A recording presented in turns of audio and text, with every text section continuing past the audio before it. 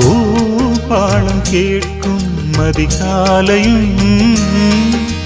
பூஞ்சோலை பூக்கும் இளமாலையும் நீ அன்று ஏது ஒரு ஞாபகம் நீ பேசும் பேச்சு மணிவாசகம் உள்ளமெனும் நீடெங்கும்